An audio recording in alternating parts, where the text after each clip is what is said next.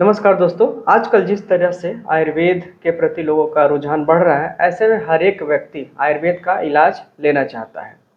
लेकिन समस्या तब आती है कि जब वो आयुर्वेद का इलाज लेने के लिए किसी एक योग्य अनुभवी चिकित्सक को खोजता है। तो पूरे शहर में वैसे तो बहुत से आयुर्वेद के चिकित्सक मिल जाते हैं, लेकिन उनमें से कौन सा जेन्युइन है और कौन सा फेक है, इसका डिसीजन कर पाना बहुत ही मुश्किल हो जाता है। और आजकल सोशल मीडिया के ज़माने में आप जब देखेंगे तो हर एक न्यूज़ चैनल पे, सोशल मीडिया प्लेटफॉर्म पे बहुत से आपको वैद्य मिल जाएंगे जो अलग अलग बीमारियों में अलग अलग चीज़ों की गारंटी भी देते हैं और शर्तिया इलाज का दावा करते हैं। तो ऐसे में अधिकांश लोग कंफ्यूज हो जाते हैं कि कौन सा सही है, कौन सा गलत है, किससे इलाज कराना चाहिए, किससे इलाज नहीं कराना चाहिए।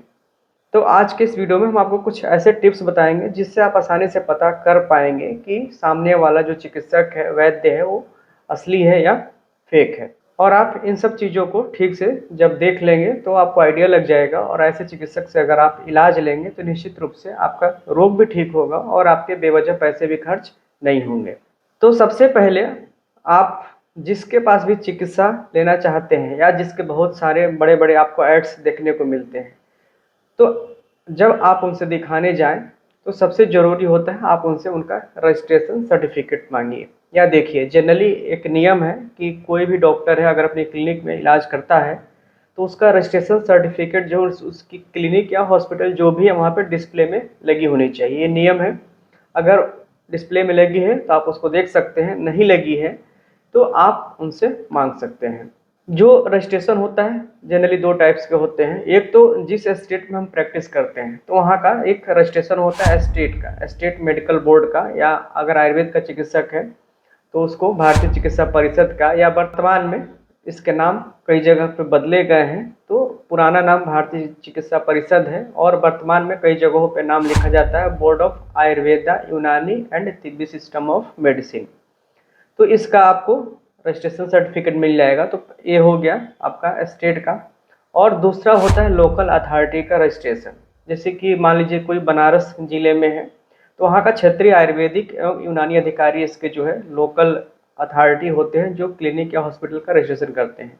तो जिस जिले में आप हैं या जो क्लिनिक या हॉस्पिटल है जहाँ से आप इलाज लेना चाहते हैं तो उनका वहाँ के क्षेत्रीय आयुर्वेद यूनानी अधिकारी के ऑफिस में उनका रजिस्ट्रेशन होता है।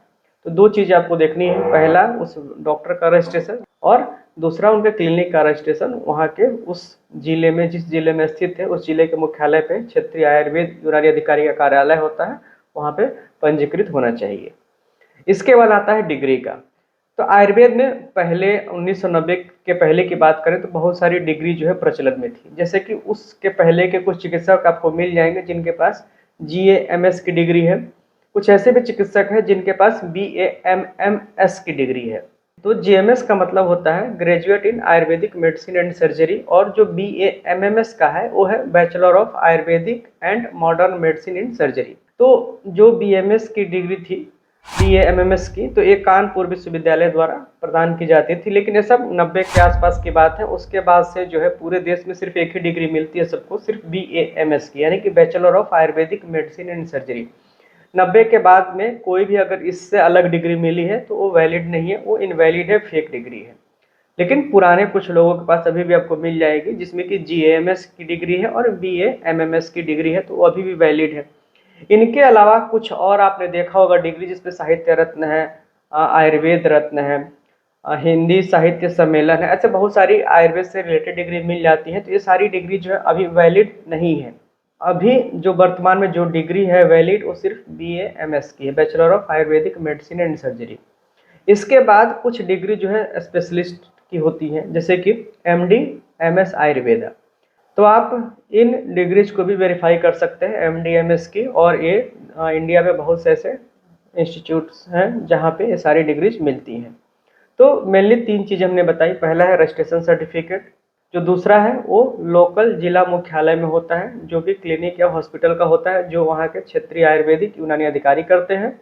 और इसके बाद जो तीसरा पॉइंट आता है वो उसकी डिग्री का, जिसमें कि बेसिक क्वालिफिकेशन BAMS होता है, और इसके बाद अगर सुपर स्पेशलाइजेशन है तो उसमें आपका MD या MS होता है।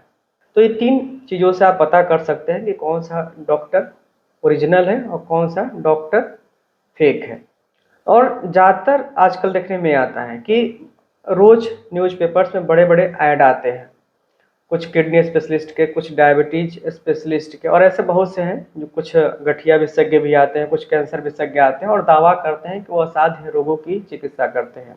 जब बड़े-बड़े आपको ऐड दिखें तो हमेशा ऐड की सत्यता को आप परखिए, केवल ऐड देखकर नहीं जाइए, क्योंकि बहुत से आपने देखा होगा कि ऐड में किसी न किसी पेशेंट्स के रिव्यू लिखे होते हैं कि हमने इनसे इलाज कराया और ठीक हो गए। अधिकांश मामलों में देखा गया कि सब फेक रिव्यू होते हैं, यानी कि उस मरीज की न तो फोटो होती है और न तो वो मरीज होता है। रैंडम किसी भी फोटो को लगाकर किसी भी मरीज का नाम लेकर उनके माध्यम से लिख दिया जाता है कि उन्होंने गठिया का इलाज लिया ठीक हो गया, शुगर का इलाज लिया ठीक हो गया। अधिकांश मामलों में पूरे के पूरे जो है फेक होते हैं। तो कभी भी ऐसी चीज़ों पर भरोसा ना करें। आपको लगता है कि आपको वहाँ इलाज कराना है तो आपको जैसे जो भी मैंने पॉइंट्स बताए आप जाकर उस चिकित्सक की जरूर चेक कीजिए कि वो रजिस्टर्ड है और उसके पास वैलिड डिग्री है या नहीं है। नहीं है तो मान लीजिए कि वो फेक है। और अगर जेन्युइन डॉक्टर है, उसके पास वैलिड डिग्री है, रजिस्टर्ड डॉक्टर है, तो आप खुशी खुशी इलाज लीजिए और निश्चित रूप से आपको फ़ायदा मिलेगा।